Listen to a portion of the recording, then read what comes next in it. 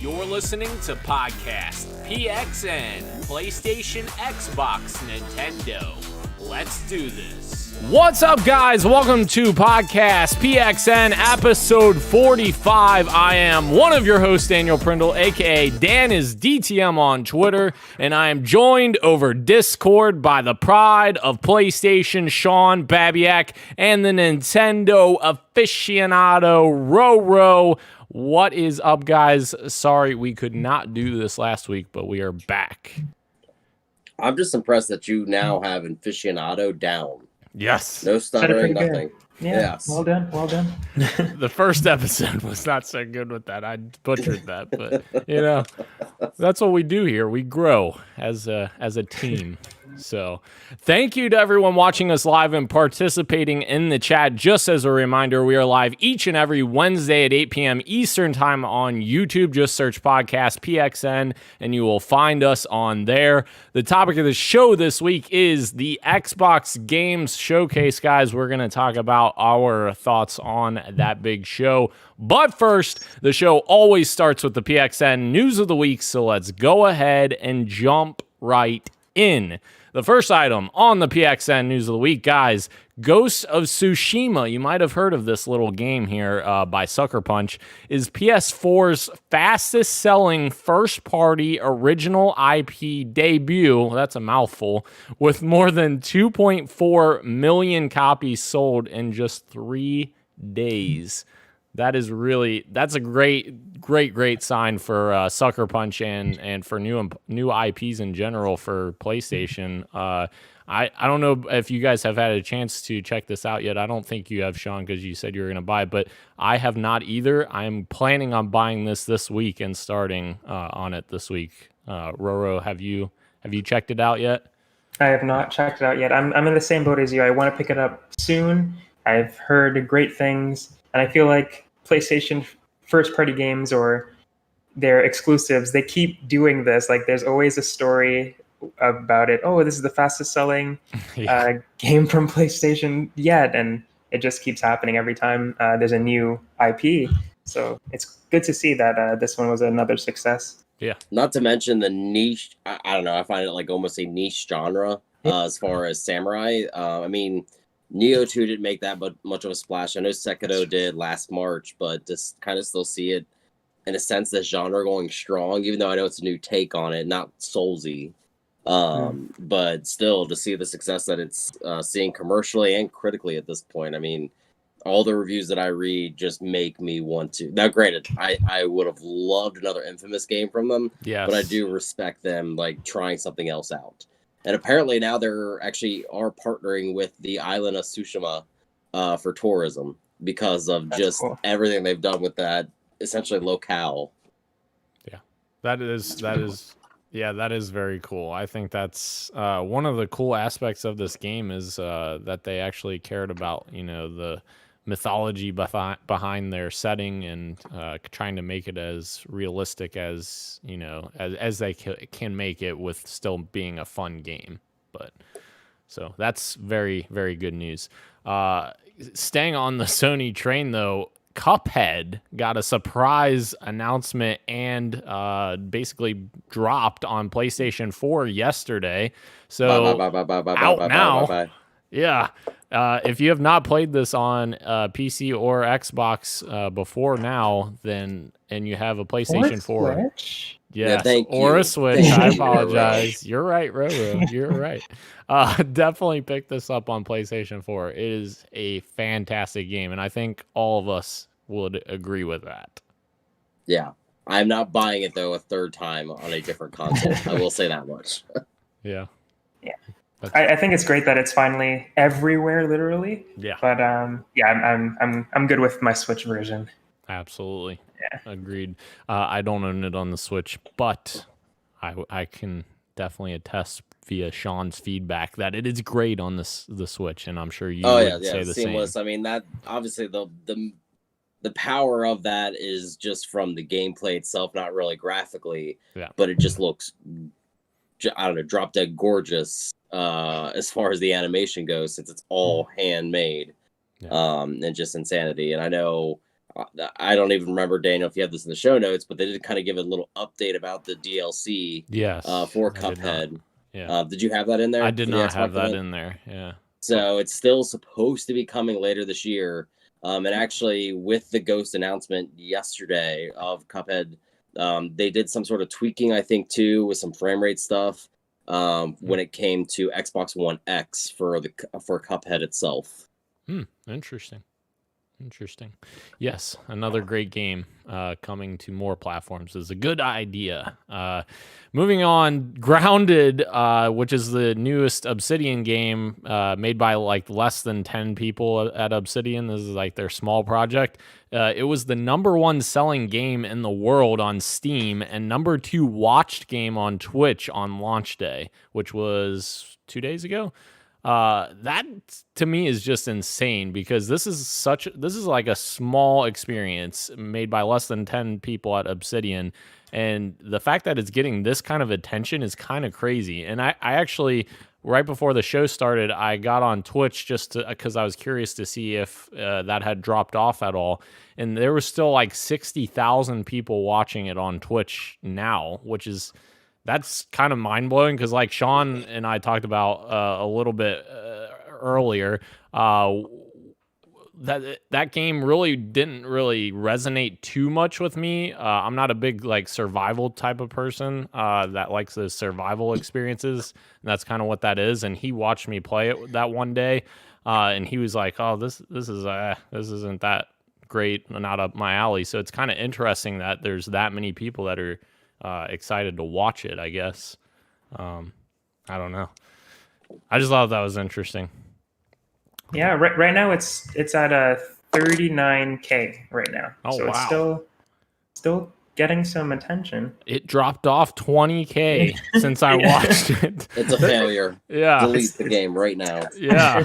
Jesus. I think I was the one, that was the problem. I got off there and all my followers just joined me and got off of there. Oh, Daniel. I have 20,000 followers. Just kidding. Moving on. Speaking of Obsidian, their little game called Outer Worlds, the publisher of that game, actually, Private Division, has announced that they are publishing new games from Ori, Ali and Armello creators. So obviously Ori creators is Moon Studios. I'm not as familiar with Ali or Armello as much. I'm not sure if you guys are, but those three developers are now making new games for Private Division. And I think this is kind of interesting because I think that Private Division has quietly done very well recently in the games that they're able to publish, essentially. So they had the Disintegration game, which didn't do great, but it did all right. It did average reviews from the former creator of Master Chief from Halo.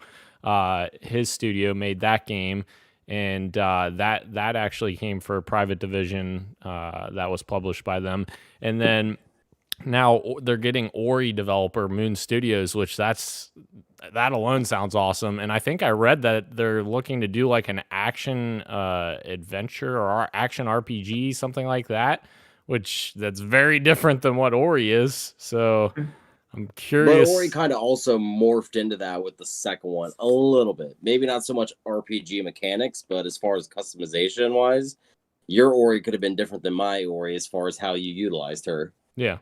Fair. Yeah. Roro, I don't know. Do you have any kind of thoughts on this or what you think about this?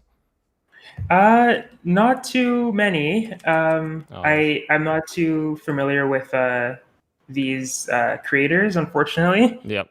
But yeah, I mean, as I think these are good people to work with, so I'm excited to see what they brew up for sure. Cool. Moving on, Phil Spencer has confirmed that there's more Xbox news coming in August. So I kind of threw my thoughts on here, and you guys can chime in as well. But I was kind of thinking this means that we're probably going to get price, pre-orders, release date, and Xbox Series S announcement at this event. That's just me spitballing and speculation, but it seems like this event's going to be more hardware focused and what we're going to see from each box. I'm not sure what we'll see on the front of games since we just had the Xbox Game Showcase.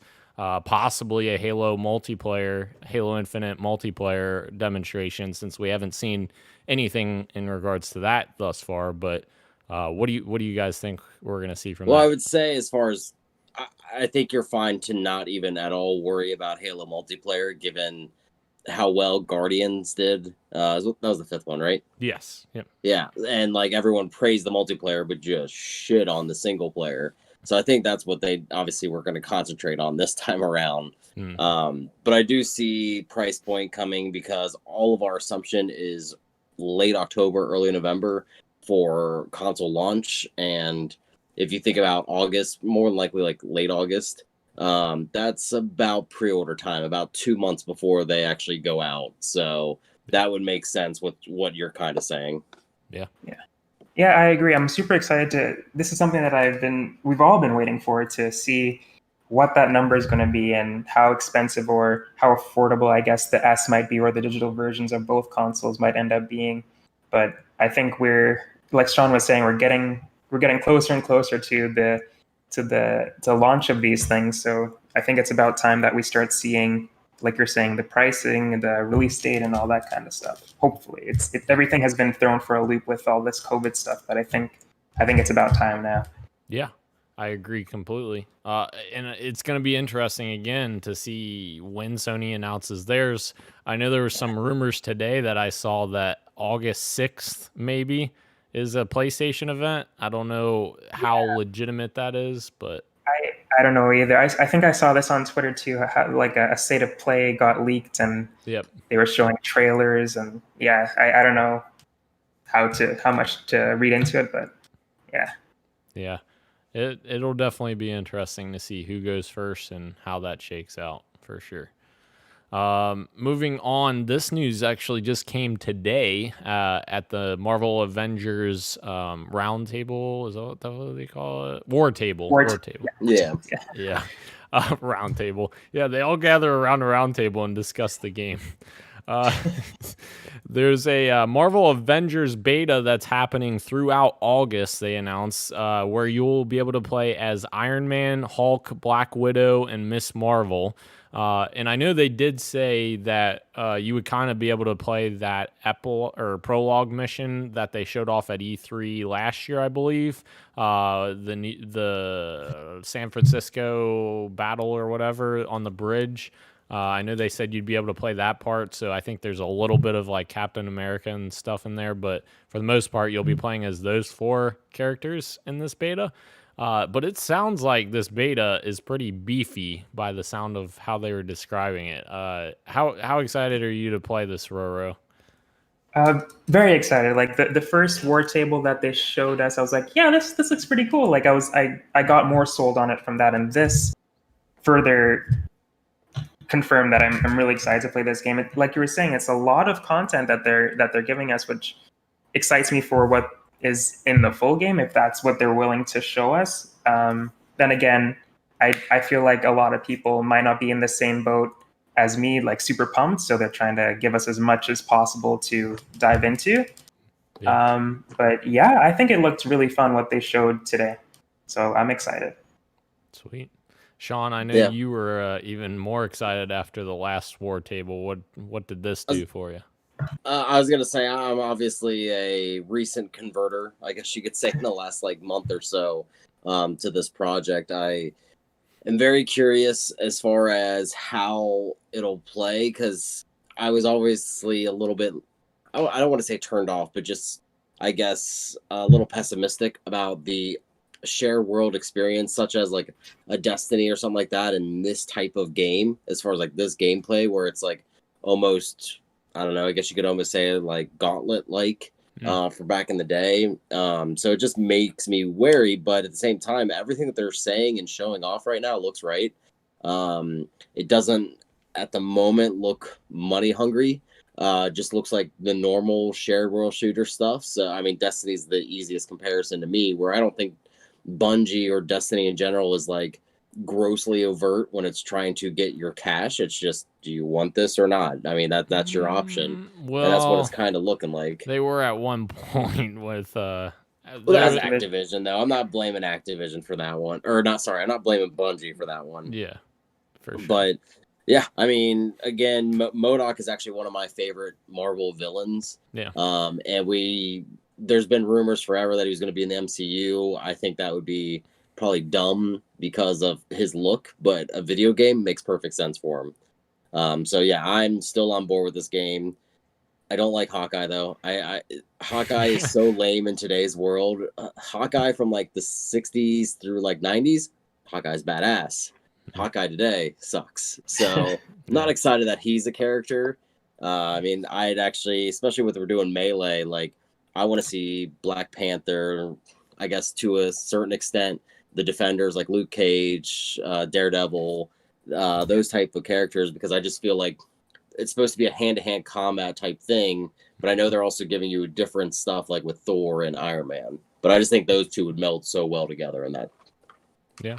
Yeah, that's what gets me really excited for the post-launch stuff. Like you're saying, Black Panther, just all these potential heroes that might be in the game, and like you were saying, they don't seem to be very money hungry yet, because I think these characters are going to be like free to acquire after the launch of the game.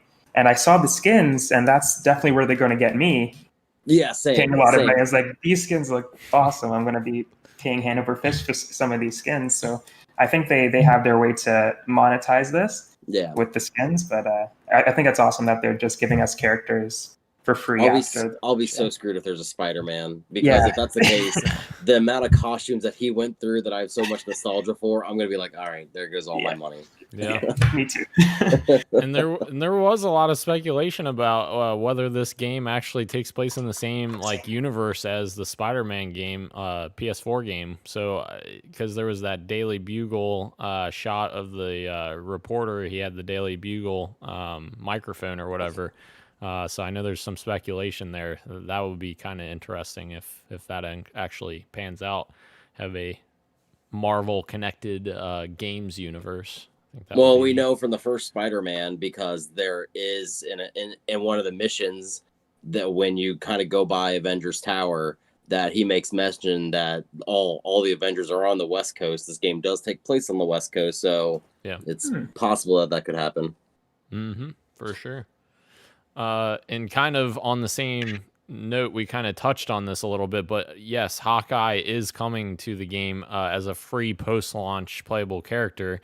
That they said they have custom story missions built for Hawkeye as well, which sounds like they're going to do that for each playable character that they release in the future, which is a super good idea. It's an easy way to get players to come back to your game, having new characters with completely different abilities. Yes, we may not be a huge fan of Hawkeye, but future iterations of other characters could definitely be very interesting, depending on who they can get to bring into the game and how long that will take as well. So definitely interesting.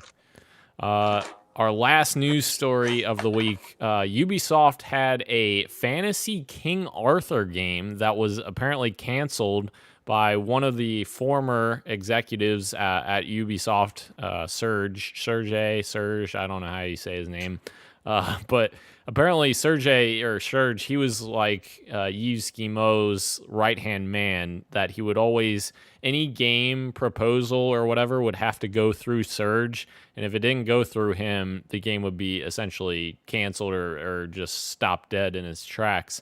And apparently this was one of those games that that Ubisoft had pitched to him, and he shot it down.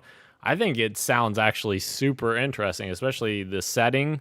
I think the setting sounds very interesting, and in King Arthur's backstory and all of the rich novel information that we have from King Arthur, I think that would have been a very interesting experiment from Ubisoft. I think almost in the vein of like For Honor, not that type of game, but in the same sense, something experimental that Ubisoft can do, because I don't think they've really done anything like this before. I don't know. What do you think, Roro? Yeah, it always sucks when a game gets canceled. Um, yeah, like you were saying, something experimental from them would be cool because I feel like they are playing it safe in a way. Like, okay, what's the next Ubisoft game? Another Watch Dogs game, which it looks awesome. Yeah. I'm excited for it. And another Assassin's Creed game, of course, excited for that as well. But Yep. I would like to see some other stuff from them soon too. I know they have their UB Arts and original stuff as well on the smaller scale, but seeing a new IP from them would be cool. So it sucks that this is got canned. Yeah, I agree completely. And give us a freaking Splinter Cell, Ubisoft. It's been 7 years. 7 years. Anyways, moving on to the games we're playing, I'll let you guys kind of focus on this because I've been terrible since I was on vacation, and since I got back, I've been kind of getting caught up on other things, house chores and such, so I really just have been playing Halo, Master Chief Collection a little bit, but other than that, nothing. But as I said, I'm going to be starting Ghost of Tsushima, I think, this week. So. Yeah, Roro, if you want to go. Sure. So I've been playing a game. I've been playing two games. My first game that I've been playing is called Necrobarista, which is a visual novel that came out last week. And it's just like a nice, chill game that I've been enjoying. The story is really good, hits you in the feels a couple of times, but it's basically about a necromancer who owns a cafe that dead people walk through, basically. What the heck? Yeah, so someone dies, they come to this cafe, and there's a whole bunch of crazy stuff that happens. But basically, it's just a nice little story that I'm enjoying. It has a lot of great art, so I'm really enjoying that. It has a really cool style. So if you're into anybody listening, if you're into visual novels, definitely check this one out. The other game that I'm playing, I actually re-downloaded Mario Tennis Aces for the Nintendo Switch. I was like, it's been a while since I've played this, and I just want to play some online matches, and I'm hooked again. So I've just been playing a lot of Mario Tennis Aces online matches and having a blast. And I think I saw on Twitter you said you won your first championship. Yeah, I won a tournament when I like the first time I booted it up. I made it to the end, and I was like, okay, now I'm hooked again. They added so many characters Yeah. throughout that lifespan. Like I think it was like almost 18 months worth of characters. They released one a month, and it's just an exorbitant roster at this point, much like Smash. Yeah, and that's what I was so surprised when I came back to. I was like, who are all these people? Because I hadn't been keeping up with it, and then I was like, I mean, this is great. Now there's new courts and a bunch of characters, and yeah, it was awesome. I'm enjoying my time with it right now. Nice. So while I was gone, I did finish Doom Eternal. I am agreeing with Daniel from when he did our kind of midway game of the year stuff that is definitely a contender for me. Really enjoyed it. Story obviously it's a Doom story, so kind of just take it with a grain of salt, but I still say as far as the wackiness of it and the brutality, I think it works so well with this franchise that it doesn't matter. You're not playing this game because you want to hear about the UAC or the ARC, all that stuff. You're playing it so you could rip demons apart. So it just amazing. Got very difficult at the end, as Daniel and we were talking about that. Like he had a problem with the last boss, but I had a problem with the second last boss, and I was just like, damn, this got hard quick. Yeah, it did. Yeah. And then my second game is actually a game that came out on Friday called Carry On. And basically what that is, it's been in development for a while. I remember hearing about it last year, but it's a Metroidvania where you actually play as the monster. It's like 16-bit, so kind of right up my alley, especially being that Metroidvania. But it's a really cool take to where like you're this monster that escaped from the lab and you're basically trying to find your way out of it, and in the meantime you're just wrecking the humans that captured you, and you just throw them around like rag dolls and all this stuff and consume them to expand yourself and all that stuff. But I am really enjoying it. The one thing I will echo when it comes to like everyone's review with this is the dumbest Metroidvania to not have a map. I actually, before this podcast, I got lost for my second time, and there's no map, so I have no idea what my objective is or anything like that.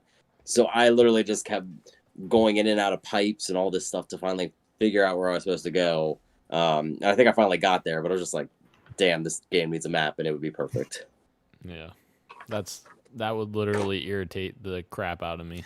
Not knowing where to go, that drives me insane in games. Ugh. Moving on to the topic of the show, guys. Xbox Games Showcase was a little bit under a week ago. I guess a little over a week ago.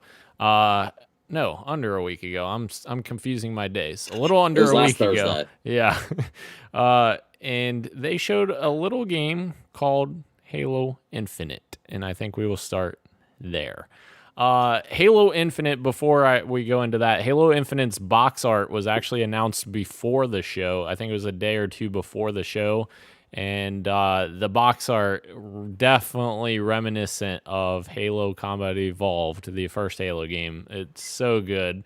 I love it. They did like a little like video thingy, like video, I forget what you call that, where it's video of like 10 seconds and it shows like background moving and all that around Chief, but it just looks so good. And the funny part is they announced the box art for this last year after the Discover Hope trailer, which was the trailer at E3 last year. And they showed the box art. And then now this year, they announced the box art again as if they didn't announce the box art last year. Because they announced it. I'm like, what? You guys announced the box art a year ago. And then I looked and I was like, all right, this is completely different art, which I actually liked the first art as well. But the new box art looks incredible and definitely very reminiscent of Halo CE. Which I think they're going for. We're kind of going to talk about that here in a little bit, but that's kind of the theme I think they're going for Halo Infinite is something harping back to Halo Combat Evolved in every aspect. So I'm sure you guys don't really care to talk about box art, so we'll move on to actually talking about the game. So Halo Infinite. Very, very interesting. So I'm just going to talk about first what I really loved, and then do you want to talk about the conference as a whole first, Daniel? Yeah, we can. Yeah.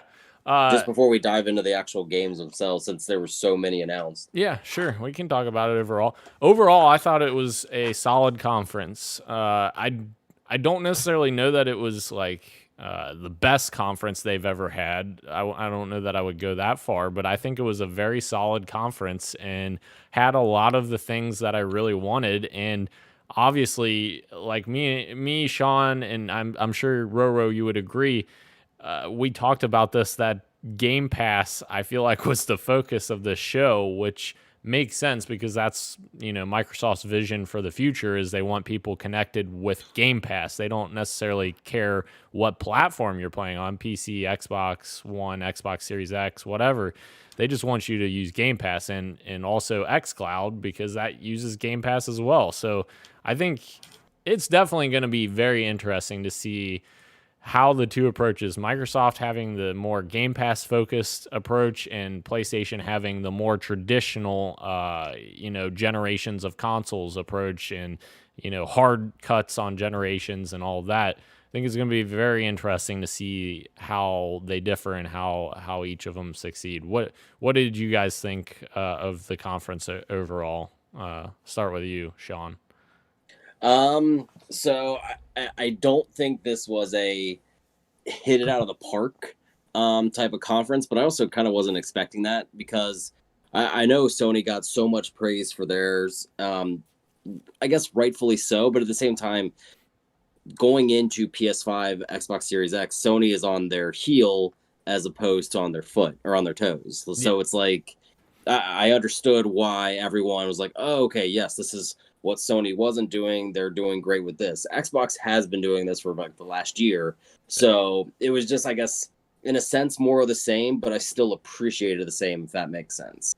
Mm-hmm. I just thought coming out of the gate with the announcements that they did, and also I think it was at the end of the conference when they said, every single game that you just saw was Game Pass. Yep.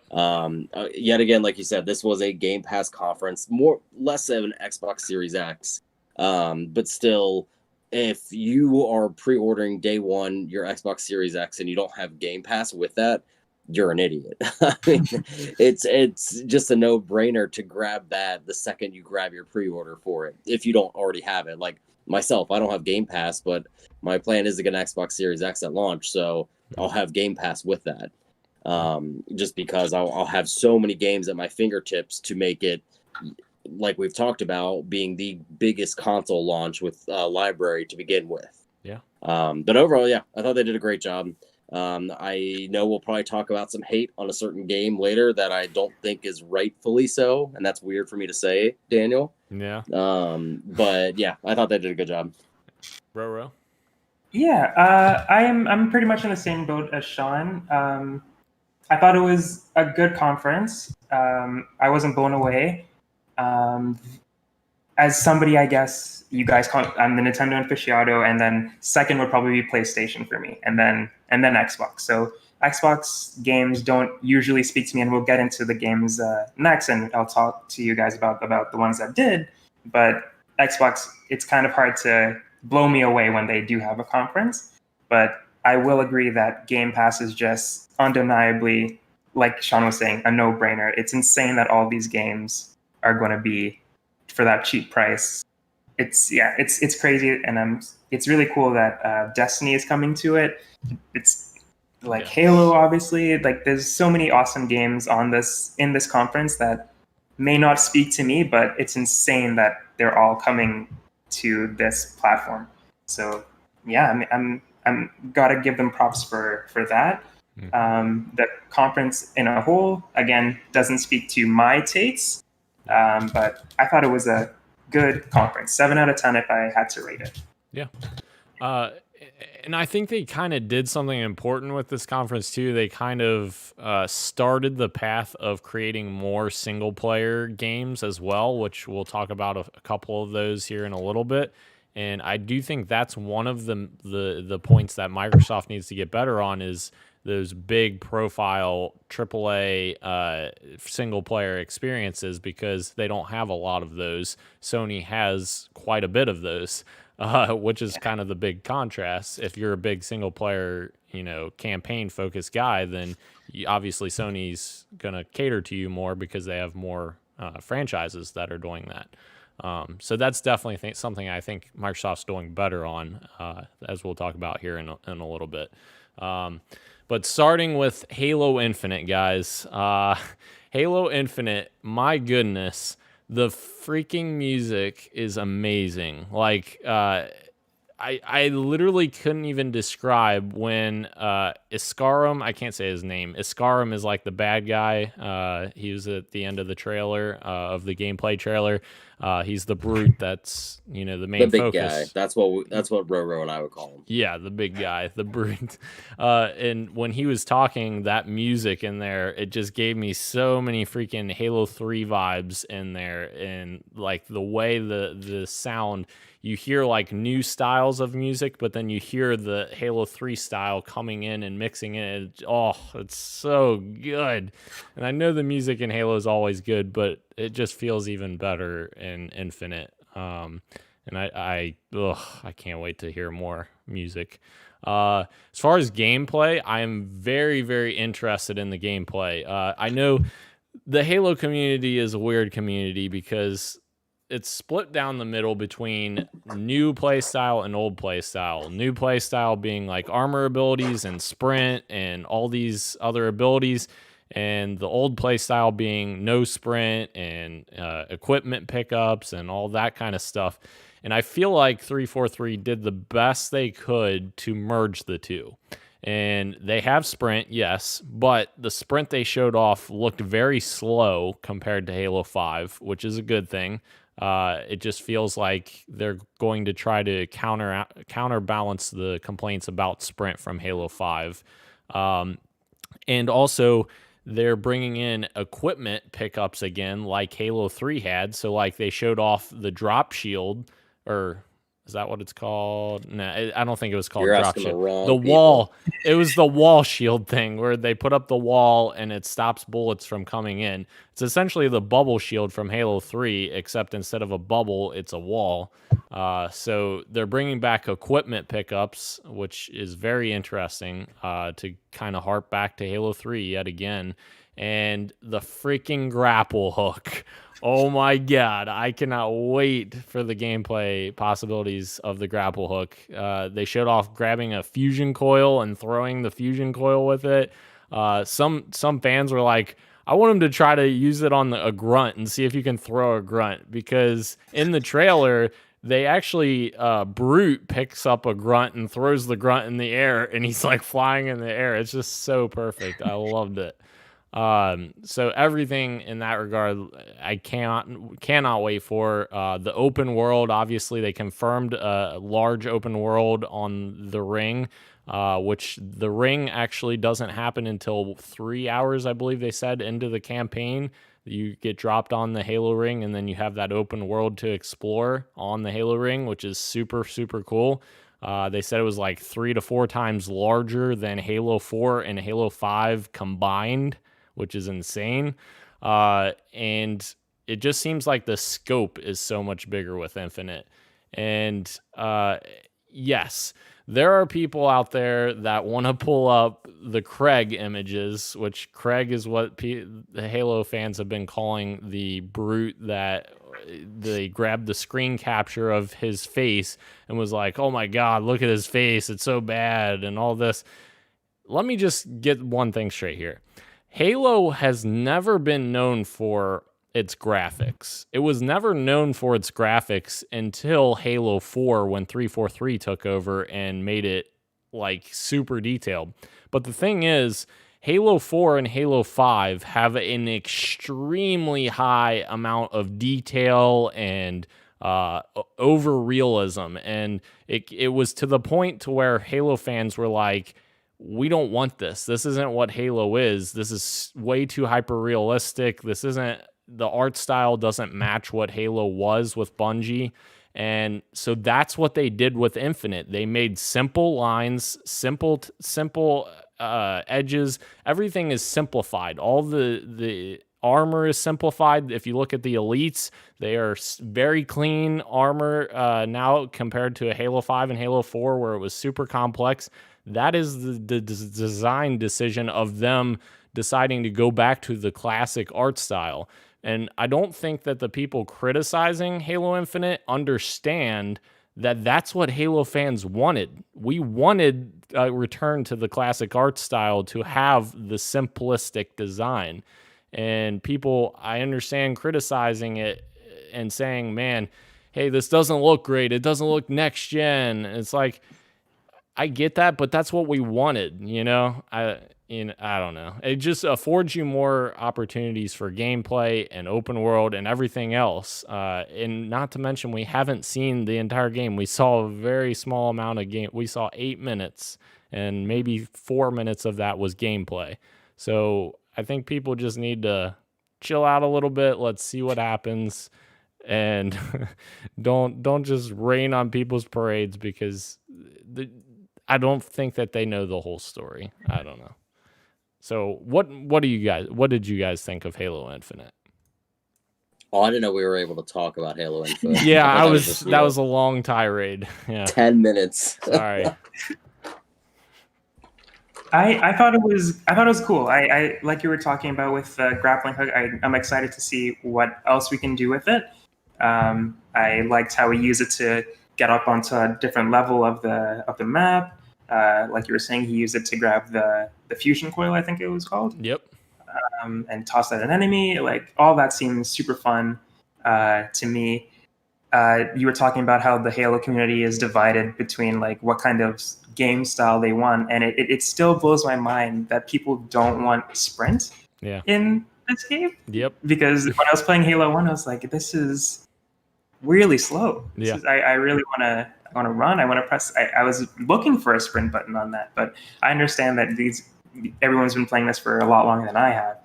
But yeah, it's interesting to hear the different types of gameplay and how much 343 is trying to please everybody, and it's impossible to do that. But I'm excited to see the gameplay looks great to me, so I'm excited to try it out. I still have a couple of Halos to get through before I'm up to date, but it looks like a fun time for sure. I don't think it looks bad either graphically. I think it looks like a fine game, like something that, like you were saying, maybe not next gen, but it looks good, I think. Yeah. Agreed. Yeah, I mean, I would say, if they want to get nitpicky, yeah, it doesn't look next gen, but it was also designed technically not initially for the Xbox Series X.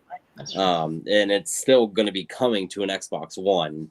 I would actually kind of disagree with you, Daniel, as far as graphically. I don't know. I just remember the first time booting up the Halo 1, because that was what I got with my original Xbox back on launch.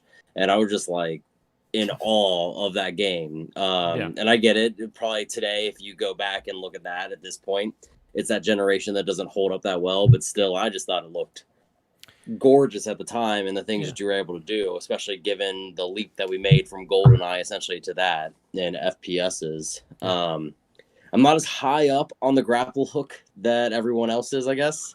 Mostly because Is that a pun? Not as high up that you grappled. Jesus, I hate you. I don't know. I just think a lot of times in FPSs, it's not done great. I actually don't think the grappling hook via the shotgun in Doom was that great. I think probably the best one that I can remember maybe using was in Dishonored 1, and even that wasn't that great, I think. So it can be kind of a catch-22, but I understand when it comes to open world games now, Breath of the Wild has changed what traversal looks like in an open world, to where you should be able to go anywhere and go on anything. And I think Halo Infinite, probably over the course of development, has adapted to that model, because that's what everybody has to now. When Horizon, the next one, comes out, like that's good. You're going to be probably going everywhere. They probably learned their lesson since they launched 3 days after Zelda. With that. But I don't know. It definitely, again, this isn't going to be something I'll buy because I'll have Game Pass, hopefully. Right. But it definitely piqued my interest, and this is actually the part where I was going to tell you, Daniel, that I now have plans to, after I beat Carry On, to borrow my brother-in-law's copy of Halo 5 and at least give the campaign a shot. I know I'm not gonna. I know I'm probably just gonna groan the whole time, but I at least want to see what the story looked like. Yeah, Halo 5 cinematics are freaking unbelievably beautiful. Like, talk about graphics. Absolutely stunning cinematics, but the story is a mess. So moving on, I think I'm going to go over a few stories here, kind of like a quick barrage of stories, because we're running long already. That's my fault for talking about Halo for 10 minutes.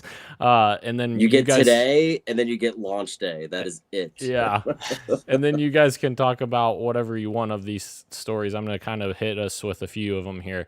So as we kind of already teased, Roro, Destiny 2 is having all of their expansions, including the upcoming Beyond Light, coming to Game Pass, which that's insane. Exo Mecha is coming to Xbox in 2021. It's a free-to-play game. Looks like kind of a mismatch of Crysis and Titanfall. Why can't they just bring back Mech Assault, man? That was such a fun game. True. And we got a new Watch Dogs Legion trailer, which I'm still excited to play that game. I think it looks better than Watch Dogs 2 even. So if you guys want to talk about whatever you want of those three, or any of the three, whatever, just trying to go through a barrage of them. Destiny 2, obviously pretty exciting for me, coming to Games Pass. I play it on PC right now, but it's cool that I already have Game Pass, so I won't have to drop the $40 on the next expansion. I could just download Destiny 2 on Game Pass and boot up Beyond Light, which is pretty cool. I don't know how the math breaks down after a while if I'm saving or not, but it's cool that everything is just going to be coming to Xbox Game Pass for that game. That is insane. That's really cool. But besides that, Watch Dogs Legion coming to Game Pass is also really cool to me as well. another Ubisoft game that we were talking about earlier. But Is yeah, Watch I'm is Watch Dogs Legion coming to Game Pass? I know they said that at the end of the show, Sean, but I don't know that yeah. that is coming.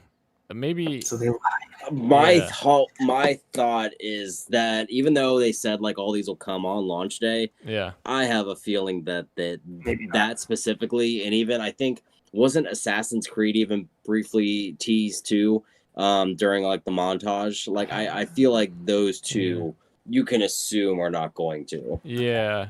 I feel probably like a couple asterisks I feel next like to some they of these games. Yeah. it's been a while. Obviously, it's been a week since I saw that, but I feel like they said something like the console exclusives or something are all on Game Pass. I don't know, something like that. Okay, that does make sense. Yeah. But yeah, Destiny 2, I'm super excited to have on Game Pass. But yeah. Cool. Sweet. Sean, do you want to talk about any of those three, or any of those three apply to you? Not particularly. Okay. My Xbox obviously is hit or miss. It's more obviously for their exclusives, so Yeah. third party is not too interesting for me. For sure. All right, I'll run through some more here. There was a bunch of idea to Xbox games that they showed off in like a sizzle reel trailer, which this might have been in the pre-show. I don't remember if this was in the show, but the highlight for me was the game called Shredders, which looks like very much like SSX. I thought that looked very cool. And we definitely need a new SSX game. And also Tunic, which we've already seen announced before. It's the Zelda-like game with the fox. It looks super, super cool. So I'm excited to see more from that. Balan Wonderworld was announced in the pre-show. Jeff Keighley was freaking out about this, and I couldn't for the life of me figure out why. It's one of the creators of Sonic is apparently helping create this game. So that's interesting. The art style looks interesting, but other than that, State of Decay 3 got a CGI trailer, which that game's just in early pre-production, so it's still extremely early, probably at least 2 years away. Which it's kind of curious why they would show that. I guess because they want to show upcoming games, but I guess more power to them. I enjoyed State of Decay 2, but it definitely needs more polish and it needs a bigger budget, I think. It just needs more gravitas, I guess. Any of those three interest you guys? I mean, State of Decay was always something I wanted to try, but like you just said, the graphical infidelities and the technical glitches always turn me off. And I know that was, in a sense, with the community, part of the charm of it. I don't know. That's something that obviously pisses me off about Bethesda games too. Like, yeah, that's fair. And even Telltale games, like we're all forgiving of those glitches, but like other games like just get crucified for that stuff. It just doesn't make any sense. That kind of weird double standard. But that actually interests me in the simple fact of it looks like there's going to be like different weather elements and all that stuff, and that might be something, especially with me by the time that launches, being an adapter of Game Pass and just experiencing a whole new foray of what Microsoft is doing in this first party realm. I think that's something that I'm going to be checking out when it comes out. Cool. Bro, anything? No, not really out of this batch. Balan Wonderland looks maybe something that might be up my alley. I'm not too sure yet. I'm looking at a trailer now. Yeah. But I'm not too sure out of this batch. Tunic definitely looks like a gorgeous game, and I love that style of Zelda. Yeah. So maybe that might be something I'll take a look at. Yeah. But besides that, not really. Very much so. Moving on to Forza Motorsport, got a next gen in-engine trailer. So this is coming to Series X and PC. And my goodness, I didn't think that Forza could look any better than what it already did. And this looks insane. It looks like my eyes are going to bleed watching it. Turn 10 does such a great job with their simulation games that I'm interested to see it just for the graphical fidelity. I've never been a track-based racing fan, but I'm still excited just to see what it looks like. Are you guys surprised at all that we're not getting it on launch day? Yes, I'm surprised by both consoles.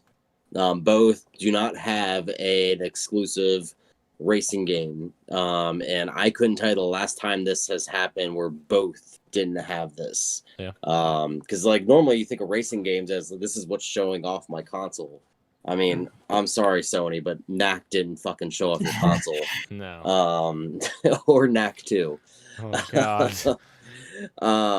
But yeah, it's just interesting. And I think we mentioned this, God, maybe a few months ago back in June, that it was really odd that they were like kind of heavily advertising Dirt 5 Yes. at their showcase. And I think now we got our answer on why that is. Mm-hmm. Absolutely. Roro, are you into the racing games?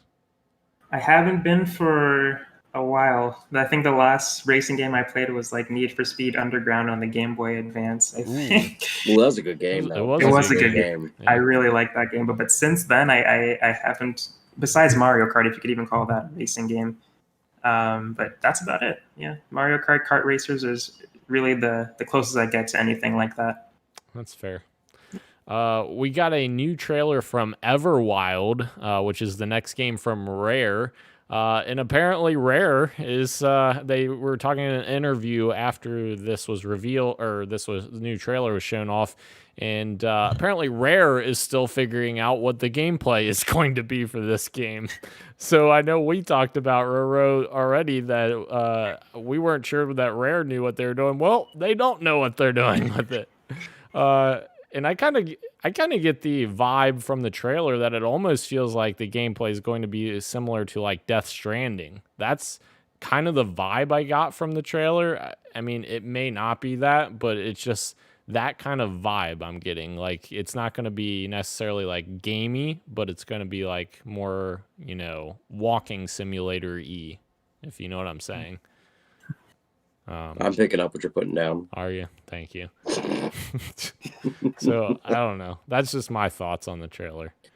Still gorgeous. I mean, let's not forget this isn't the Rare of Nintendo still. This is the Rare of Viva Pinata. So different teams, Yeah. But still an affinity for, I would even go over gameplay performance. I mean, if you think of all Rare's games, you never bitched about their performance. Yeah. And there's not too many developers you can say about that. And then you kind of talk about, okay, well, like these are the memories I have associated. I mean, there's the N64 Rare kids, there's the SNES Rare kids, there's the Xbox 360 Rare kids. I mean, this is, I think, going to usher in a new generation because we're going to forget about the Kinect Rare kids. The art style is freaking beautiful too. Like that, it looks so good. Yeah, I'm trying to remember that Sony first-party game that almost could be like in similar vein with that the little girl with the wand that was like shape-shifting like to an arrow and everything. I think those are kind of be like the similar things comparison-wise. Yeah, I think it was called Kenna, that game. I'm not sure. Yeah, Kenna. Bridge of Spirits? Kenna. Okay. Never I even think heard. Kenna Bridge of Spirits. I think was that in the showcase? That was in Sony's, yeah. Sony's, yeah. Yeah, I think it was Kenna Bridge of Spirits. I think that one was called. But yeah, the Rare game looks, like you guys are saying, it looks beautiful. I just want to know a little bit more. Yeah. They need to figure out what their gameplay is. Moving on, this one will probably get you excited, Roro. Tell Me Why's first chapter is coming August 27th on Game Pass. Yeah. That does get me excited. Like I'm a huge Don't Nod fan because of Life is Strange. Yep. I fell in love with that game in my high school years, and it's a very high school game. A lot of teenage angst in that game. Yeah. But ever since then, I've been a fan of that series and that studio. So I'm excited for whatever story this is going to be. I don't know too much besides the trailer that they showed, but it looks like something I would definitely be into. So. Yeah, I'm excited that it's coming to Game Pass, and it's soon. It's going to be at the end of this month, so I'm excited or end of next month. Yeah. But yeah, I'm excited. absolutely. And fun fact, on the Microsoft side of things, Joe Staten, the former writer at Bungie who created the Halo story, he is helping out with that game. So on the Microsoft side. So yeah, very interesting.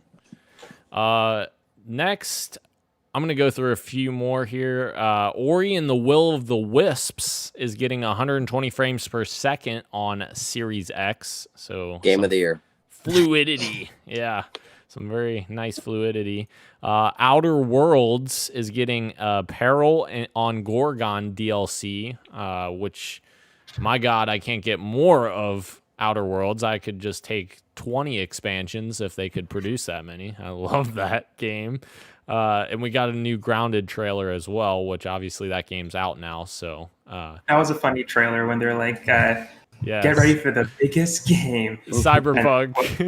Yeah, you should wait for Cyberpunk. Yeah, that was a good trailer. That was hilarious. And then sticking on Obsidian train, Avowed was announced by Obsidian's other team, the Pillars of Eternity team, and it's a first-person fantasy RPG. And my God, is Obsidian not the best acquisition Microsoft could have possibly made? Because I loved Outer Worlds because it was so much Fallout in it. It's not even funny. They built a game Grounded with 10 people, and it's already doing well. And they're building this new fantasy style RPG. I'm so down for this. And Daniel, I apologize. The correct answer was B, Insomniac. But it was a close second. I just want more Obsidian. But yes, Insomniac was a great acquisition as well. But Obsidian, they're doing wonders for me. Anything out of those guys that you guys want to talk about? No offense, but Obsidian wise, the only thing that ever interests me with them dead to me. Is South Park Stick of Truth. So sorry. I do not like those type of RPGs. Oh, Jesus. Yeah. I nothing on this list I can really speak to myself. No, it's fine. You guys are both dead to me. It's fine. No, it's okay. We only talk glowingly of the console we least play, but that's fine. Yeah, that's true. Whatever. There was a new game announced as Dusk Falls, which I thought this was super cool. It looks super original. It's using like stop motion almost, like it almost looks like pictures that are moving. And it's by a new studio called Interior Night, which I think the aesthetic of this game looks very interesting. I don't know how it'll play. It may just be more of a story-based game, but it looks very pleasing aesthetically. Yeah. Roro. No, I was just going to say, yeah, this is on my list as well. That I love these narrative focus types of games. Again, like you were saying, I have no idea how this is going to play. It does look like a movie, yeah, or like a visual novel kind of. But yeah, definitely on my list to hopefully see more about it soon. Sweet. Go through a few more here. Ninja Theory revealed Hellblade 2 is taking place in Iceland. That's literally the only information we got out of Hellblade 2, which I didn't expect us to see anything because that game's still at least 2 years away. Psychonauts 2 was announced coming 2021 now. It was originally supposed to come out in 2020, and it got a new trailer. I thought that looked very good. And Stalker 2 was announced coming to Series X and Game Pass at launch as well. And I thought that looked very cool, very reminiscent of like Metro and that kind of vibe. So very interested to see how that pans out. I know Hellblade 2, that wasn't a big piece of news, but are you guys psyched for any of those? Or Psychonauts 2, Tim Schafer, Double Fine? I liked Psychonauts 1. I never got like the absolute love that I know a lot of people do. Tim Schafer's very hit or miss for me. But I still think obviously this was to get Double Fine for them is, in my opinion, their better studio acquisition than the Obsidian. I know you're going to consider that sacrilegious, and I apologize. No. And I never played Hellblade, the first one, but I would love to give it a try once I get an Xbox Series or even Game Pass, because I'll probably get Game Pass before then, because I'm assuming it's on that, just to see if it's going to be something I'm going to be hyped up for.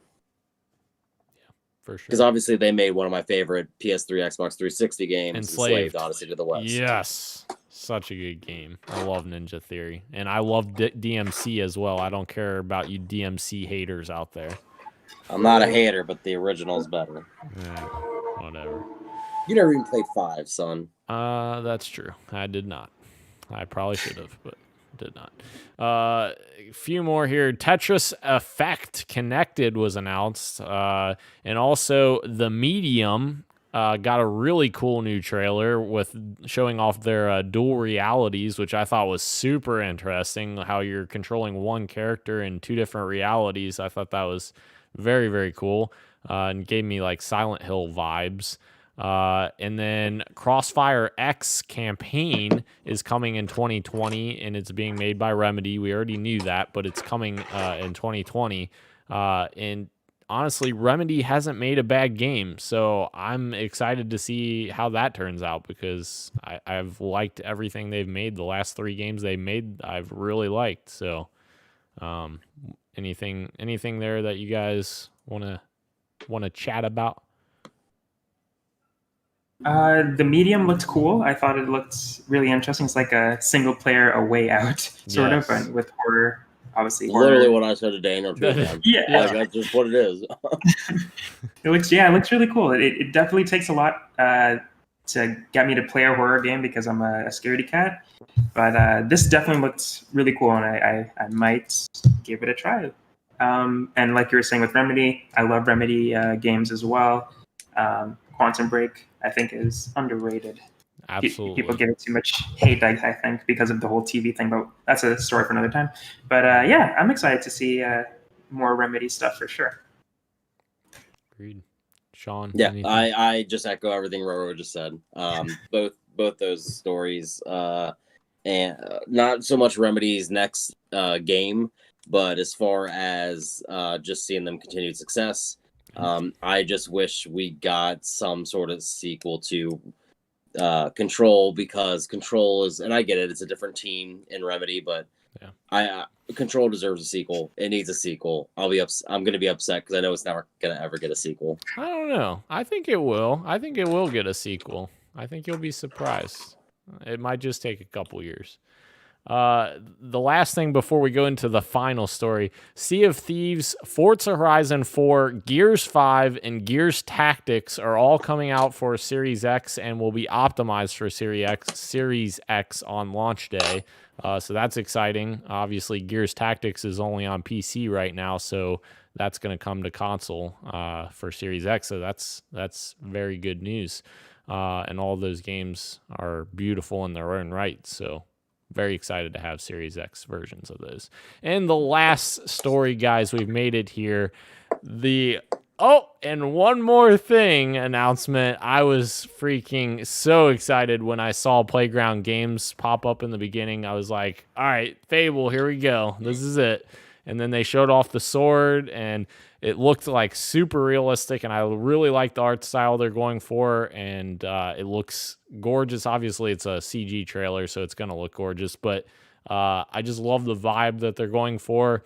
And then even like throughout the trailer, I was like, wait, are they going to change Fable into like more of a gritty, like hardcore RPG experience? And then at the end, the little fairy gets eaten by the frog, and I was like, all right, no, this is still Fable. This is still the zany humor and British humor, and love it. I love it so much, and I'm very, very excited to see what Playground Games can do outside of Forza Horizon. So What did you guys think of the Fable reveal? Another game that I can't speak too much about because I have not played the originals. I saw that it was on Steam for a pretty cheap price, so I picked it up. So I still have to go back and play it. But yeah, I mean, this is obviously awesome for Fable fans that Playground is working on it. So I'm excited for them. I'm excited to try it as well to see if I like it. But yeah, this was awesome. I think the OG Fable still holds up. I remember playing it maybe like 6 years ago or something like that, and it still is fine. And that wasn't even the remastered version either. It does have one of my favorite Easter eggs as a kid. Dan, you might remember this. There's like a little side quest where you have to hit these rocks, and the rocks are the letters HITS, and you're supposed to spell the word hits to open up something good. Well, I'm just a cussy little whatever that came out like 11, so I spell shit, and the guy even says shit, and then next thing you know, a werewolf comes out, and at that point the werewolves were like badass comparison to what you were, then just wrecked me, and then like it's like, yeah, you shouldn't do that. I'm like, oh yeah, my bad. But I always just remember that charm of that game, the first one. In Albion, you're either the hero or the bad guy, but like either way, you get an ending that is satisfactory to how you want to play. I will say, and Dan, you might agree with me, I think it's harder to be the good guy in that game than it is the bad guy. Yeah, for sure. I wasn't a big fan of, I think the third one. 2 was okay, but just nothing replaces the first one in my mind. So yes, the humor, the narration, even of everything, just really kind of brings some like life back into that, because that's an RPG that is very colorful. And you don't have that too many times in Western RPGs this time around. So I just like that. I have a feeling that's what we're going to get when it comes to Fable, is a colorful, vibrant RPG that just has a life of its own, that just will make you laugh, but also make you like, shit, this boss is killing me type thing. Yeah. And the problem with the original Fable series was Peter Molyneux. He overpromised everything and under-delivered everything. And thankfully, Peter Molyneux is long gone by now. He's the former head of Lionhead Studios. But he consistently promised things that just didn't come to fruition. And you could see that with the Kinect demo on 360 with Milo and Kate, where he said that Milo and Kate was going to be like this AI that was like intelligently talking to you, and that never even came to fruition. That wasn't even close to coming to fruition.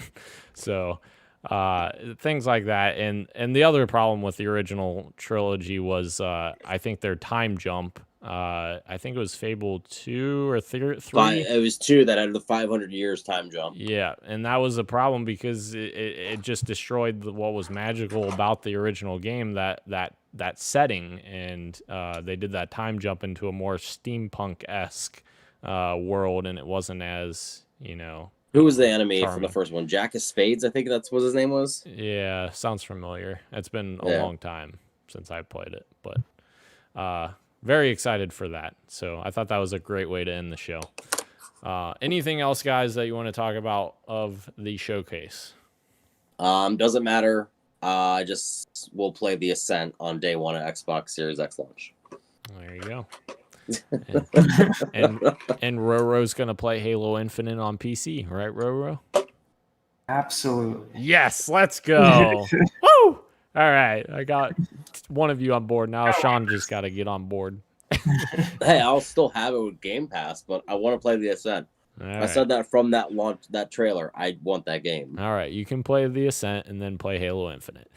Thank you to everyone joining us both live on YouTube and on podcast services everywhere, including Apple Podcasts, SoundCloud, Spotify, Stitcher, Google Music. Thank you, Roro. Thank you, Sean. I am Daniel, and this has been Podcast PXN, and we are out. Much love, and keep on gaming. Deuces. See ya.